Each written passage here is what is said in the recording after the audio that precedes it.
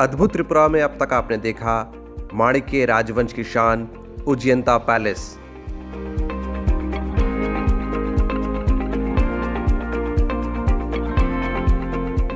ऊनाकोटी,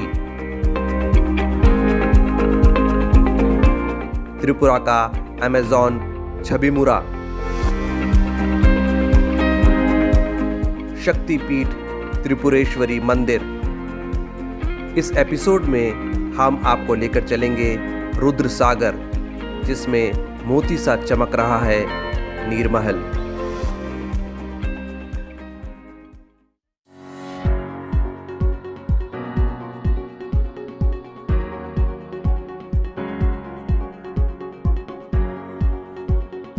मैं इस वक्त फैनी ब्रिज पर खड़ा हूं और मेरे ठीक पीछे है हमारा पड़ोसी देश बांग्लादेश।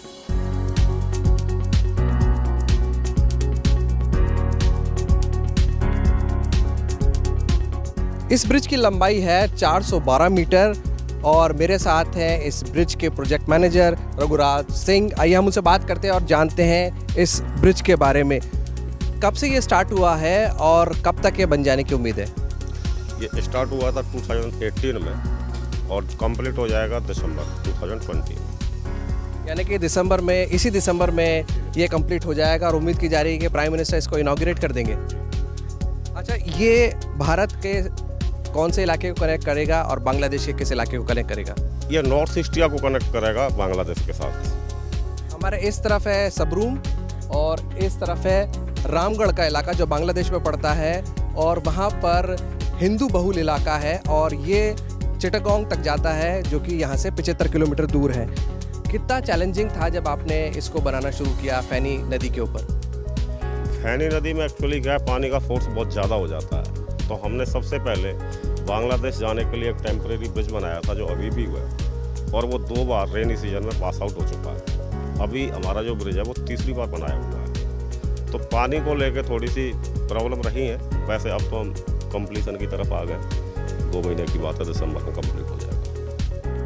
तो जैसे कि आपने सुना, चैलेंजेस थे, लेकिन बावजूद इसके अगर आपके इरादे मजबूत हों तो मंजिल अपने आप मिल जाती है।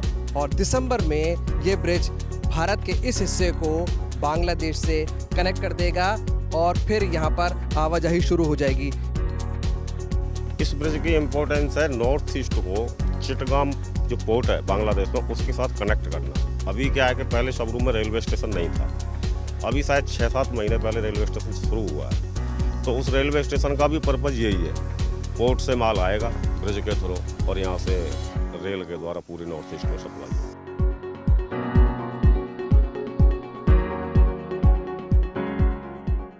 और ये ब्रिज फैनी नदी के ऊपर कंप्लीट होने के बाद दिसंबर के बाद उस तरफ जो बांग्लादेश का रोड है वो चौड़ी नहीं है, तो उसके लिए भी भारत सरकार ने पैसा देके टेंडर करा दिया है।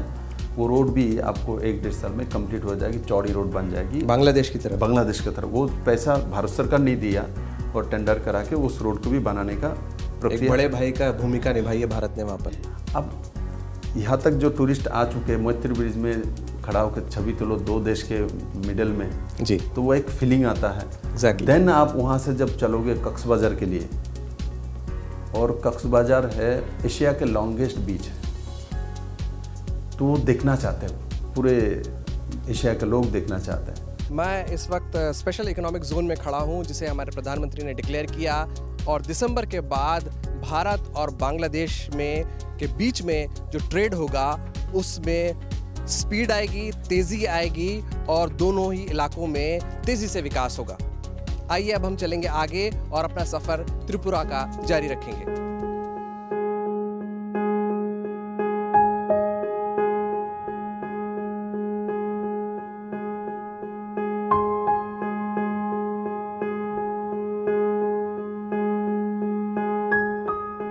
बांग्लादेश बॉर्डर से 20 किलोमीटर दूर मैं इस वक्त हूँ श्वेजेगुन पगोड़ा में, और जैसे कि आप देख सकते हैं ये एक बुद्धिस्ट टेम्पल है और मेरे साथ है भंते खेमासरा।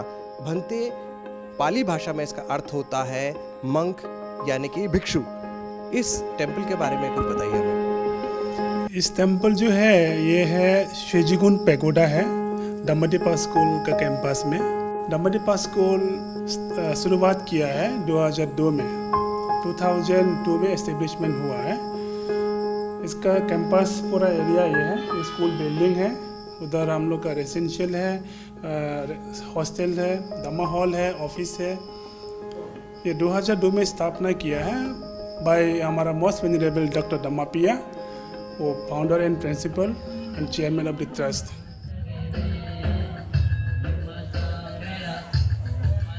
यहाँ पर मॉक कम्युनिटी पाई जाती है जो बर्मा से जो बुद्धिस्ट है उनसे उनका रिलेशन है।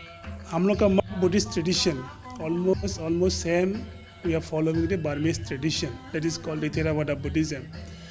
Theravada Buddhism we have in Thailand, Laos, Cambodia, and Myanmar and Sri Lanka. India also, this northeastern part of places we have the Theravada Buddhist. We call them monk Buddhist. Okay, अच्छा ये बताइए कि दलाई लामा भी यहाँ पर आ चुके हैं। 17 जनवरी 2007 में हमारा ये दम्माटिपा स्कूल ये विज़िट किया है। उन्होंने यहाँ पर धम्मा डिस्कोर्स भी किया है और हमारा जो उस समय शुरुआत बनाया था ये tourist laws, Mahamoney tourist laws मन बोनकुल में, यहाँ भी उन्होंने रुका है। दलाई लामा की विज़िट की वजह से ये जगह की अपनी रिलीजियस वैल्यू है, ये जगह पवित्र मानी जाती है। साबरूम में एक हमने प्रस्ताव को मंजूरी दिया है बौद्ध कल्चरल यूनिवर्सिटी खोलने के लिए, क्योंकि साउथ एशिया से, पूर्व एशिया से सब लोग यहाँ के अपना कल्चरल आदान प्रदान कर सकते हैं। ऐसा मैंने परमिशन, हम लोगों ने सरकार की तरफ से परमिशन दिया है। इंटरनेशनल यूनिवर्सिटी बनने के बाद क्या बाहर के देश के स्टूडेंट्स भी आएंगे यहाँ पर?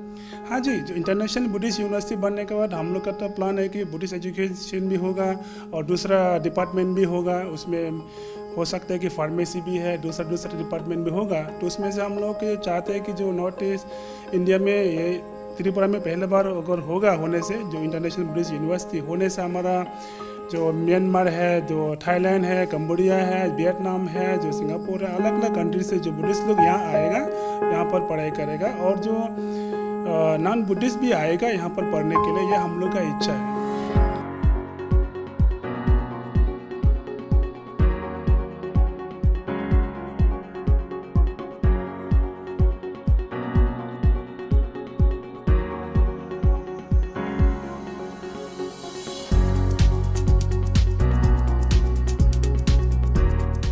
राजधानी अगरतला से 100 किलोमीटर दूर मैं इस वक्त पहुंच गया हूं पिलक गांव में, और इसको कहते हैं ठकुरानी का टीला। ये एक ऐतिहासिक स्थल है जो अब आर्कियोलॉजिकल सर्वे ऑफ इंडिया के अंडर में है। खुदाई के दौरान यहाँ पर कुछ मूर्तियाँ मिली हैं जो 800 से 1200 साल पुरानी हैं। यहाँ पर 3 मूर्तियाँ ऐसी है जो हमें पूरा आइडेंटिफिकेशन मिल गई है। जैसे कि एक महिषासुर मर्दिनी है जो दुर्गा का एक और रूप है, और एक सूर्या मूर्ति है, और तीसरा एक शिवलिंग मिला है जो इंडिया में सिर्फ 2 ही है, वो वाइट कलर की है। जब हम बात करते हैं उन मूर्तियों की, तो तब कौन सी डायनेस्टी का राज था? जब सेन पाल वंश जो थे तब उस टाइम के थे, 800 से 12 साल पहले। यहाँ पर बहुत सारे मूर्तियाँ मिल गई थी जो हिंदू और बुद्धिस्ट का मिक्स्ड है। कहीं पर हिंदू मूर्ति मिली है और कहीं पर बुद्धिस्ट भी मिला है। इस स्थल पर दोनों धर्मों की मूर्तियाँ मिली हैं, और ये जो आर्कियोलॉजिकल सर्वे ऑफ इंडिया है ये इसकी देखभाल करता है। काफ़ी मूर्तियाँ जो है वो बर्बाद हो चुकी हैं, लेकिन जो कुछ भी यहाँ मिला है वो हमारे इतिहास का अभिन्न अंग है। अब हम चलेंगे म्यूज़ियम के अंदर और बात करेंगे कुछ और विशेषताओं की यहाँ की। 16 सेंटीमीटर ऊंचे 13वीं शताब्दी के सफ़ेद शिवलिंगम से लेकर 6ठी शताब्दी तक के बौद्ध प्रतिमाएं इस म्यूज़ियम में मौजूद हैं जो टेराकोटा में बनी हैं। आप देख सकते हैं कितनी खूबसूरती से इनको सहेज कर रखा गया है, और ये सब कुल मिलाकर 110 हैं। इस टेराकोटा प्लाक की हम बात करते हैं जो अलग अलग ह्यूमन फॉर्म्स हैं उसके बारे में दर्शाया गया है। यहाँ पर एक व्यक्ति का चित्रण है जो हाथ में डैगर लेकर बाघ से लड़ाई कर रहा है। ये ज़्यादातर जो प्लाक हैं वो बौद्ध धर्म से रिलेटेड है। यहाँ पर 110 है टोटली के बिना, और एक थोड़ा पैसे है जो हम इसको 110 में ऐड नहीं किया है, जो अगर हम उनको एक साथ ऐड कर देंगे तो 111 हो जाएंगे। वो टेराकोटा में बने हुए हैं? नहीं, हम लोग के देश में पहले ईस्ट इंडिया कंपनी पहले कॉइन बनाई थी, उस टाइम की ये कॉइन है। अच्छा, ये खुदाई कहाँ पर हुई है और कहाँ से इन चीज़ों का आप लेकर आए? यहाँ पर ही पहले एक मार्केट थी। बाद में जब बारिश होने लगी, धीरे धीरे से जो सूर्य मूर्ति है वो बहुत ज़्यादा बड़ी मूर्ति है, तो नीचे से थोड़ा थोड़ा दिखने लगी थी। फिर बाद में यहाँ पर खुदाई करने के बाद ये सब मूर्ति मिली है। ये सारे जो टेराकोटा दिख रहे हैं आप लोग, ये हमारे 3 साइड है। 3 साइड से श्याम सुंदर टीला से ये सब टेराकोटा इधर लाकर म्यूजियम में सजाया गया है। तो जैसे कि आपने सुना, ये हमारे इतिहास का अभिन्न अंग है। यहाँ पर आपको हिंदू और बौद्ध धर्मों का समागम मिलेगा और ये आप देख सकते हैं कि इनके साथ बाकायदा कार्बन डेटिंग करके इनका डिटेल दिया गया है।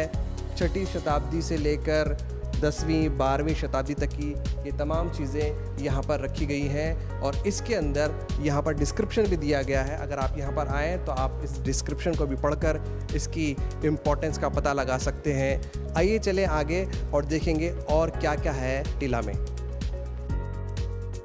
ये श्यामसुंदर टीला है। हम लोग यहाँ पर जो विलेज का नाम है उसको बोलते हैं बुरीरबारी।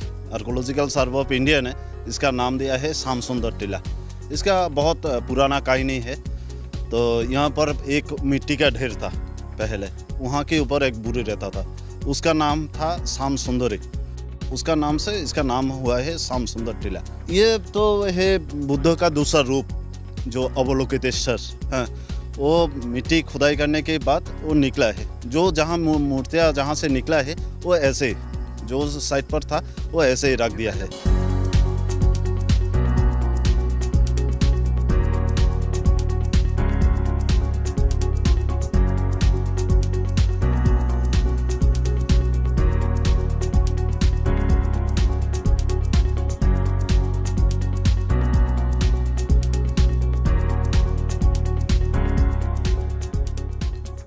मैं इस वक्त भारत के आखिरी हिस्से कमला सागर कस्बे पर हूं और मेरे ठीक पीछे आप देख सकते हैं अंतर्राष्ट्रीय सीमा है और उस पार है बांग्लादेश।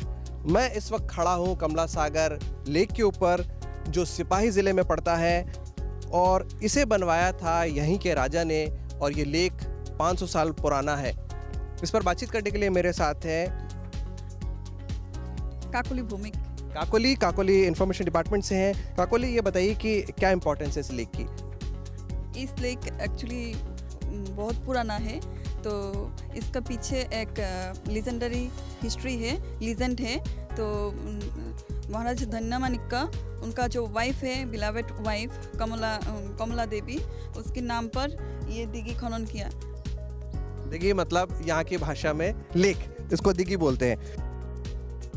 जो त्रिपुरा की हिस्ट्री वो बताती है कि त्रिपुरा के अंदर 184 राजा होते थे और उसमें से जो एक राजा थे उन्होंने इसको बनवाया था 1501 में और उनका नाम था धन्य मानिक्य। इंटरेस्टिंग हिस्ट्री है। राजा ने लोगों की मदद के लिए, सूखे से बचाने के लिए तालाब की खुदाई कर दी, लेकिन पानी नहीं था उसके अंदर। राजा परेशान, लोग परेशान। उसके बाद रानी के सपने में माँ काली आई और माँ काली ने कहा कि अगर तुम इस लेक में दौड़ लगाओगी तो इसमें अंडरग्राउंड वाटर, जो ज़मीन का पानी है, वो ऊपर निकल के आएगा। और तब से ये एक धार्मिक स्थान भी है। सामने एक मंदिर है, वहाँ चल के हम आपको दिखाएंगे कि क्या भव्यता है उस मंदिर की जो 500 साल पुराना है।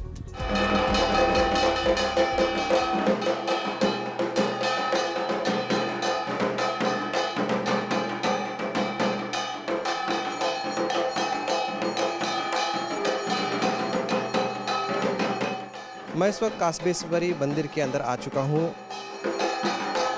सरपंच जी, ये बताइए कि इस मंदिर की क्या महत्ता है और यहाँ जो मेले भरते हैं उनके बारे में बताइए। माँ पहले था बांग्लादेश में सिहर हबीबगंज में।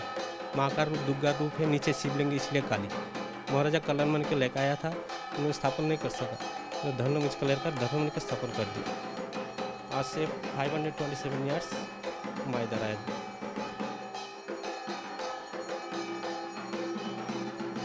बांग्लादेश से जब ये यहाँ पर आया तो इसकी स्थापना कैसे हुई? महाराजा कल्याण के लेकर आया था, स्थापन नहीं कर सका, धर्म के स्थापन कर दिया। कब आया था बांग्लादेश से मूर्ति इधर? 527 ईयर्स आगे। मतलब तब बांग्लादेश नहीं था, त्रिपुरा का हिस्सा था और अब वो हिस्सा बांग्लादेश में है, वहाँ से इस मूर्ति को यहाँ पर लाया गया था। आपका ये जो पूजा पाठ का तरीका है वो अलग है या सपने दिखा हुआ हमको, हम पिताजी दादाजी को दिखाए सपने माने, वैसे वैसे पूजा करना, वैसे पूजा चलता है।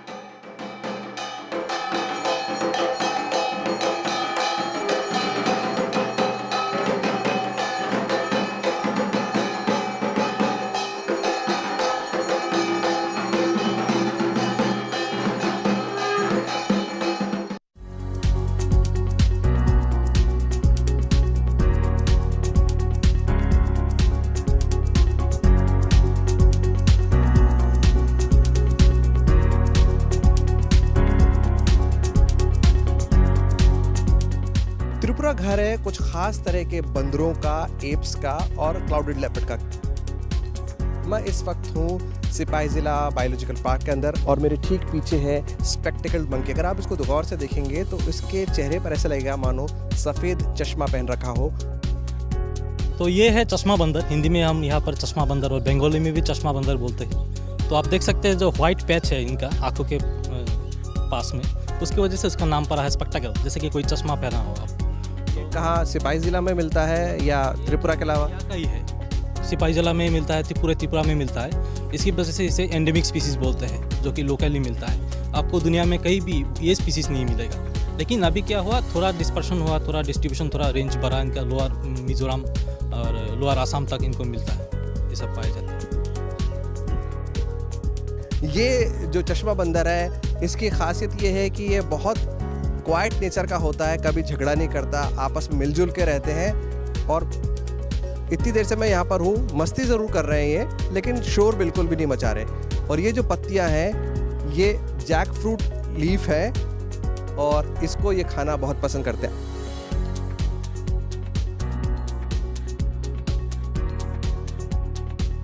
हमने आपको चश्मा बंदर दिखाया,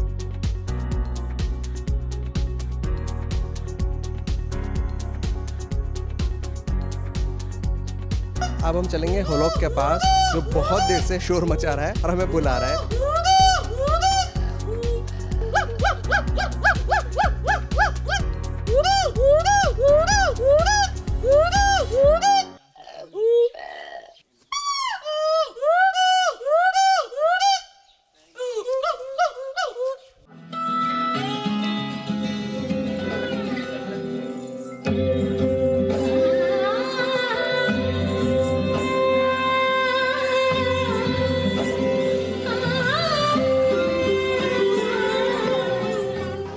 इस जगह पहुंचकर मुझे अपने नेटिव प्लेस जयपुर की याद आ गई, जहां पर पाया जाता है जल महल।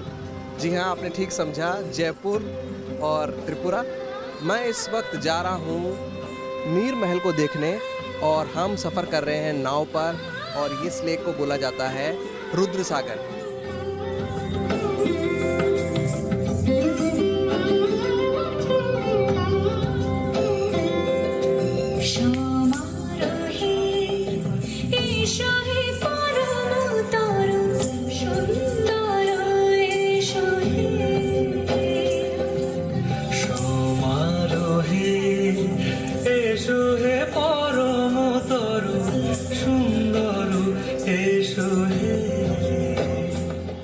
रुद्र सागर पार करके मैं पहुंच गया हूं नीर महल की छत के ऊपर। नीर महल जो त्रिपुरा के राजाओं का समर पैलेस था, इसको बनने में 8 साल लगे। इसे महाराजा वीर विक्रम ने बनवाया था। लेकिन जयपुर के जल महल से नीर महल का क्या रिश्ता है? जल महल मतलब महाराजा जो राजस्थान में जल महल है उसी को देखकर इसको बनाने का विचार किया है। ये 1930 में इस महल का काम शुरू हुआ और 1938 में कंप्लीट हुआ। कंस्ट्रक्शन किया है Martin in bond company, British. मेरे दाहिनी तरफ जो हिस्सा है उसे हवा महल कहा जाता है और वो महाराजा और महारानी के लिए है। और ये जो पीछे का हिस्सा है यहाँ पर सैनिक रुकते थे। बीच में आपने बताया कि एक जनरेटर रूम भी था, वो क्या है? वो जनरेटर रूम था जो मार्टिन इन बॉन्ड कंपनी द्वारा मेड इन इंग्लैंड से लाए थे महाराज। तो शौकीन महाराज था बोल के, मतलब इधर तो उस वक्त लाइट वगैरह नहीं था, तो इसलिए जो जनरेटर लाया, तो जिस जनरेटर से पूरा महल में इलेक्ट्रिसिटी हुआ करते थे। पूरा महल में लाइट जलते थे। उस वक्त जो है लाइट तो दूर रही, मतलब हमारे इधर से लालटेन जलता था, सब बुम्बा बत्ती और लालटेन जलता था, लेकिन महाराजा ने जनरेटर लाके जो है इस महल का अंदर में पूरा लाइट से भर देता था। अच्छा, तेल कहाँ से लाते थे? जनरेटर चलता कैसे था? तेल दुबई से लाते थे, उस वक्त तेल भी हमारे इधर में नहीं था। ना लाइट थी ना तेल था, लेकिन अपने अपने शौक है। और आप देख सकते हैं ये काफ़ी रोमांटिक प्लेस है, और जब आप रोमांटिक मिजाज के होते हैं तो फिर कुछ भी पॉसिबल होता है। ये कितने एरिया में बना हुआ है और रुद्र सागर कितने एरिया में फैला हुआ है? रुद्र सागर का एरिया है 5.3 किलोमीटर स्क्वायर, और इस महल का लंबाई है 400 मीटर्स, टोटल 24 रूम्स। जैसे कि यह जो आपका हम जो खड़ा है, इसका नीचे जो है था रॉयल फैमिली रहते थे, उनका फैमिली रहते थे, और उस तरफ सैनिक रहते थे, और उस तरफ सर्वेंट रहते थे। सब लोग जो है अलग अलग पार्ट करके बनाया गया है। 24 कमरे और सबके लिए अलग अलग इंतज़ाम। अब हम जाकर देखेंगे नीचे और क्या क्या है नीर महल में।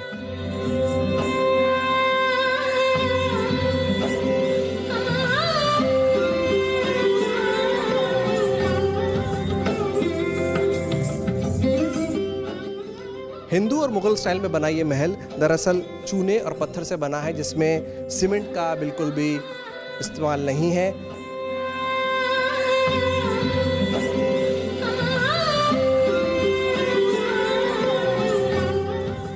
मैं इस वक्त आपको लेकर आया हूँ बोट घाट पर। बोट यहाँ पर आके रुकती थी महाराजा की, और यहाँ ये सीढ़ियों से सीधे वो अपने बेडरूम में जाते थे। ये एक शौकीन मिजाज इंसान का अंदाज़ है, और उस वक्त इस महल के अंदर बेल्जियम टाइल्स और बेल्जियन ग्लासेस लगे हुए थे।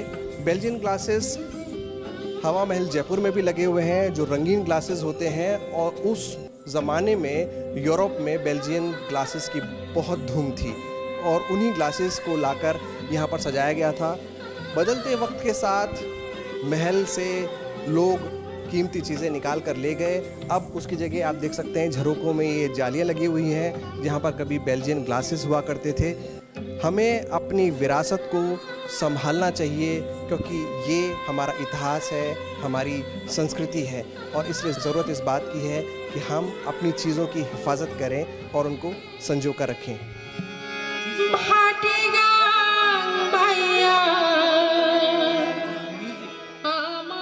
महल की बात हो और गीत संगीत ना हो, ऐसा तो हो ही नहीं सकता। हम आपको गीत संगीत भी दिखाएंगे जो यहाँ की संस्कृति का एक हिस्सा है, और उसी के साथ आपको एहसास भी होगा कि कितना हसीन मौसम यहाँ पर होता होगा, कितना अच्छा माहौल यहाँ पर होता होगा, कितना रंगारंग माहौल यहाँ पर होता होगा जब राजा रानी यहाँ पर बैठ के गीत संगीत का आनंद लेते थे। महल, संगीत और गीत, ये सब मिलकर एक बड़ा ही अंदाज पैदा करते हैं, और आप भी उस अंदाज का आनंद लीजिए।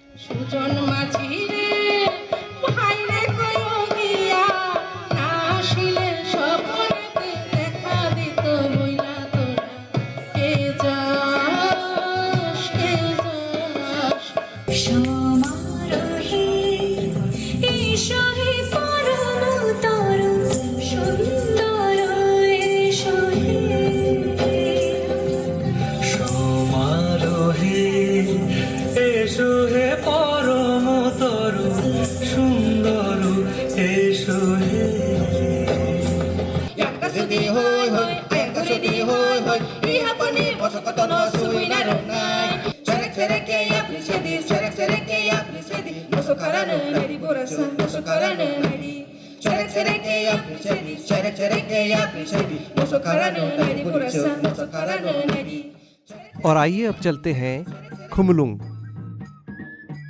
खुमलुंग त्रिपुरा के tribal areas autonomous district council का सबसे बड़ा शहर है। यहाँ पर एक म्यूजियम है,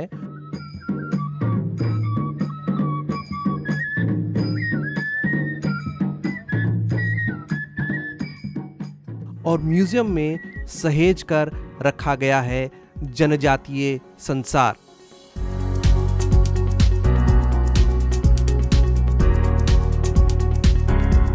त्रिपुरा में 19 जनजातियां हैं, और इस म्यूजियम में आपको देखने को मिलेगा उनकी वेशभूषा, उनका रहन सहन और उनका नाच गान।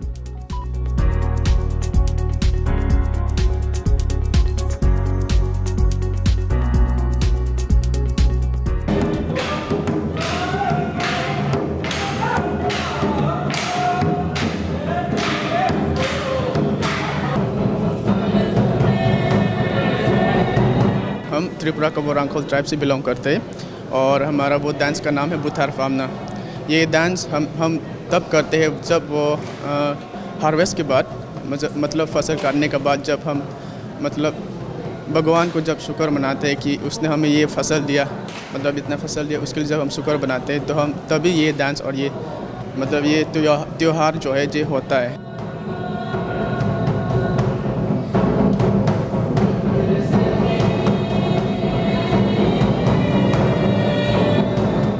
पर्वतों और झीलों से लेकर जंगल तक और जनजातीय रंगों से लेकर शाही शान और शौकत तक हमने आपको त्रिपुरा का हर रंग दिखाने की कोशिश की है, लेकिन यकीन मानिए ये सिर्फ एक झलक है। अगर आप त्रिपुरा को जानना चाहते हैं, उसे देखना चाहते हैं, तो आपको यहाँ एक बार ज़रूर आना चाहिए। फ़िलहाल मुझे मोहित और मोर मुकुट शर्मा को दीजिए इजाज़त। आप देखते रहिए DD न्यूज़।